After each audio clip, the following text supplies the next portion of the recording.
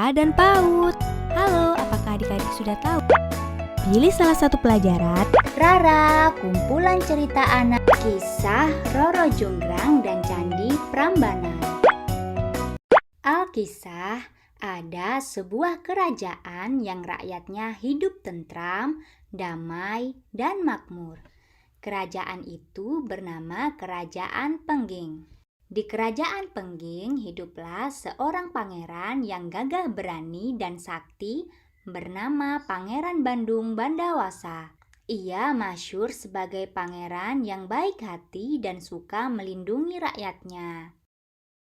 Hingga pada suatu ketika Pangeran Bandung Bandawasa harus berjuang melawan upaya penjajahan dari Kerajaan Baka yang ingin memperluas daerah kekuasaan.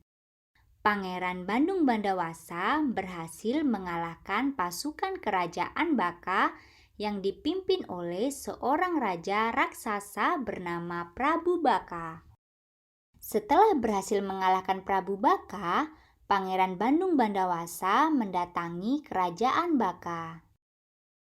Sesampainya di istana Kerajaan Baka, Pangeran bertemu dengan putri cantik jelita mendiang Prabu Baka. Putri cantik jelita itu bernama Roro Jonggrang.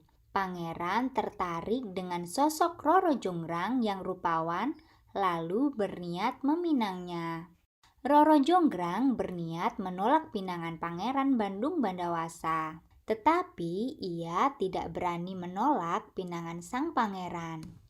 Kemudian Roro Jonggrang menyusun sebuah rencana tipu muslihat agar sang pangeran gagal meminangnya. Roro Jonggrang mengajukan syarat agar sang pangeran membuatkan satu sumur yang sangat dalam. Berkat kesaktiannya, tidak butuh waktu lama, sang pangeran berhasil membuat sumur yang sangat dalam. Roro Jonggrang lalu meminta agar sang pangeran masuk ke dalam sumur untuk memeriksa kedalaman sumur itu. Ketika masuk ke dalam sumur, Roro Jonggrang memerintahkan Patih Gapula untuk menutup sumur itu dengan batu yang sangat besar. Tetapi sang pangeran berhasil keluar dari sumur dengan menghancurkan batu besar yang menutup permukaan sumur.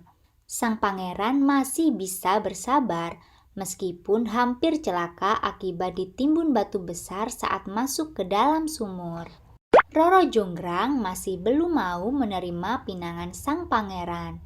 Kali ini Roro Jonggrang mengajukan syarat satu lagi agar sang pangeran membangun 1000 candi dalam waktu 1 malam. Jika berhasil membangun 1000 candi, Roro Jonggrang bersedia menjadi istri sang pangeran. Sang pangeran menyanggupinya. Berkat kesaktian serta bantuan pasukan jin, Pangeran Bandung Bandawasa berusaha membangun 1000 candi dalam waktu 1 malam. Hingga sampailah pada candi ke-999. Roro Jonggrang cemas melihat pembangunan candi yang begitu cepat dan hampir selesai. Ia lantas membangunkan para dayang agar memukul lesung tempat menumbuk padi. Sebagian dayang yang lain ia perintahkan untuk membakar jerami di sisi timur istana. Di langit nampak semburat warna jingga akibat tumpukan jerami yang dibakar oleh para dayang. Pasukan jin mengira matahari akan segera terbit dari ufuk timur. Mereka pun berhenti membangun candi, lalu bergegas meninggalkan pembangunan candi yang belum mencapai 1000.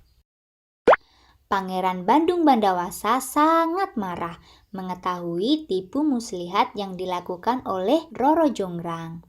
Pangeran lalu mengutuk Roro Jonggrang menjadi candi yang ke-1000. Hikmah dari cerita ini adalah tipu muslihat yang dilakukan seseorang akan berakhir dengan celaka, karena tipu muslihat akan kalah oleh kejujuran dan jiwa kesatria.